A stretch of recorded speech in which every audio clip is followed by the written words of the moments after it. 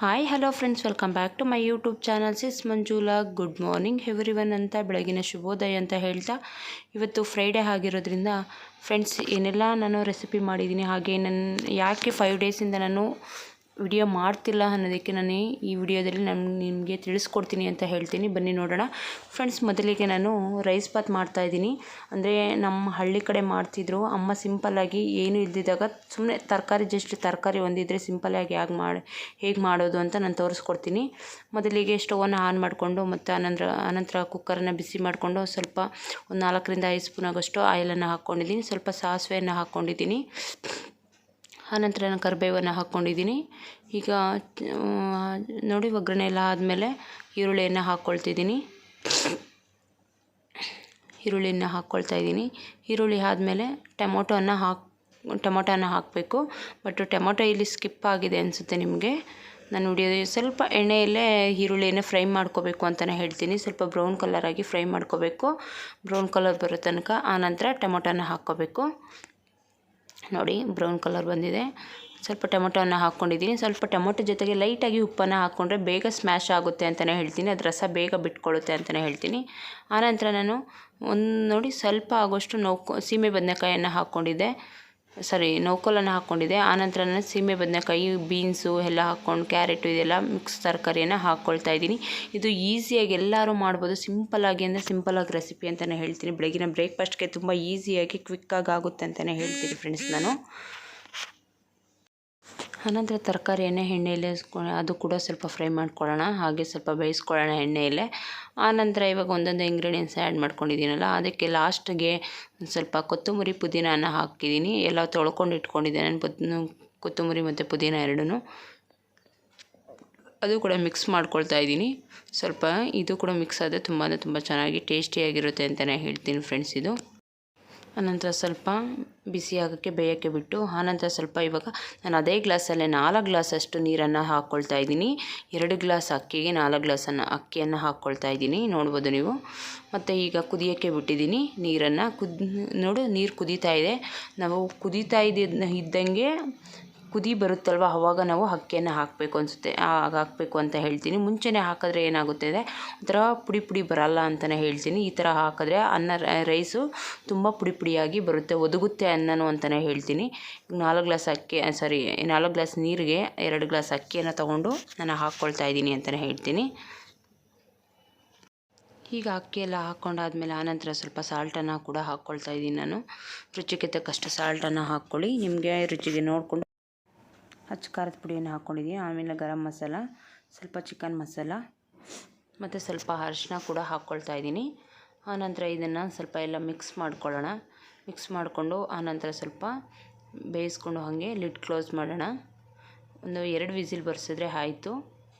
ಈಗ ನೋಡಿ, ರೈಸ್ ಬಾತು ತುಂಬ ಚೆನ್ನಾಗಾಗಿದೆ. ಇದು ಸಿಂಪಲ್ಲಾಗಿ ಮನೆಯಲ್ಲಿ ಎಲ್ಲರೂ ಬ್ಯಾಚುಲರ್ಸ್ ಸಮೇತ ಎಲ್ಲರೂ ಮಾಡ್ಕೊಳ್ಳುವಂಥ ರೆಸಿಪಿ ಅಂತಲೇ ಹೇಳ್ತೀನಿ. ಅಂಥ ಕಷ್ಟವಾದ ಕೆಲಸ ಅಲ್ಲ ಅಂತಲೇ ಹೇಳ್ತೀನಿ ಫ್ರೆಂಡ್ಸ್. ಆನಂತರ ನೋಡಿದ್ರಲ್ಲ ರೆಸಿಪಿ ಹೆಂಗಾಗಿದೆ ಏನು ಅಂತ ಫ್ರೆಂಡ್ಸ್. ಇದು ನೆನ್ನೆ ವಿಡಿಯೋ. ನಾನು ಊರಿಂದ ಬಂದೆ ಬೆಳಗ್ಗೆ. ನಾನು 5:55ಗೆ ನಾನು ಬಸ್ ಹತ್ತಿದ್ದು ಊರಲ್ಲಿ, ನಮ್ಮ ಚಿಕ್ಕಮ್ಮ ಊರಲ್ಲಿ ಮದುವೆ ಇತ್ತು ಅಂತ ಹೇಳಿದ್ನಲ್ಲ, ಚಿಕ್ಕಮ್ಮ ಊರಿಗೆ ಹೋಗಿದ್ದೆ. ಬೆಳಗ್ಗೆ ಬಂದು ಎಲ್ಲ ಕ್ಲೀನ್ ಮಾಡಿ ಬಟ್ಟೆ ಎಲ್ಲ ಹಾಕ್ಕೊಳ್ಳೋದು ತುಂಬ ಬಟ್ಟೆ ಇದ್ವು. ಯಾಕಂದರೆ 3 ದಿನ ಊರಿಗೆ ಹೋಗಿದ್ದೆ ನಾನು. ತುಂಬ ಬಟ್ಟೆ ಬಿದ್ದಿದ್ದು, ಅದೆಲ್ಲ ಬಂದು ಮಿಷಿನ್ಗೆಲ್ಲ ಹಾಕ್ತಾಯಿದ್ದೀನಿ. ಎಲ್ಲಾದರೂ ಹೊರಗಡೆ ಹೋಗಿ ಊರಿಗೆ ಏನಾದರೂ ಹೋಗಿ ಮತ್ತೆ ಬಂದು ಮಾಡಬೇಕಂದ್ರೆ ಮನೇಲಿ ತುಂಬ ಟಯರ್ಡ್ ಆಗುತ್ತೆ. ಯಾಕಂದರೆ ನಾವು ಮನೆಯಲ್ಲೇ ಈ ಥರ ನೋಡಿಬಿಟ್ಟು ಕೆಲಸ ಇದ್ದರೆ ಎಲ್ಲೂ ಹೋಗಬಾರ್ದಪ್ಪ, ಈ ಮನೆಯಲ್ಲೇ ಇದ್ಬಿಡಬೇಕು. ಎಲ್ಲಾದರೂ ಹೋಗಿ ಮತ್ತೆ ಬಂದು ಮಾಡಬೇಕಂದ್ರೆ ತುಂಬ ಹಿಂಸೆ ಥರ ಅನಿಸುತ್ತೆ ನಮಗೆ, ಹೆಣ್ಮಕ್ಳಿಗೆ ಅಂತಲೇ ಹೇಳ್ತೀನಿ. ಮತ್ತು ಬಂದು ಮನೆಯಲ್ಲಿ ಕೆಲಸ ಎಲ್ಲ ಮಾಡ್ಕೊಳ್ಳೋಷ್ಟಕ್ಕೆ ತುಂಬ ಟಯರ್ಡ್ ಆಯಿತು. ಆನಂತರ ಹೆಣ್ಮಕ್ಳಿಗೆ ಇದೇ ದೊಡ್ಡ ಟಾಸ್ಕ್ ಆಗುತ್ತೆ, ಎಲ್ಲಾದರೂ ಹೋಗಿ ಬಂದು ಮತ್ತೆ ಮಾಡಬೇಕಂದ್ರೆ. ನಮ್ಮ ಚಿಕ್ಕಮ್ಮವ್ರ ಮದುವೆ ಇದಿರೋದ್ರಿಂದ ನಾನು ಅದಕ್ಕೆ 5 ಡೇಸ್ ವಿಡಿಯೋ ಯಾವುದೇ ಕಾರಣಕ್ಕೂ ಅಪ್ಲೋಡ್ ಮಾಡೋಕ್ಕಾಗಿಲ್ಲ. ಬಟ್ ಟ್ರೈ ಮಾಡಿದೆ ವಿಡಿಯೋ ಮಾಡೋಣ ಅಂತ.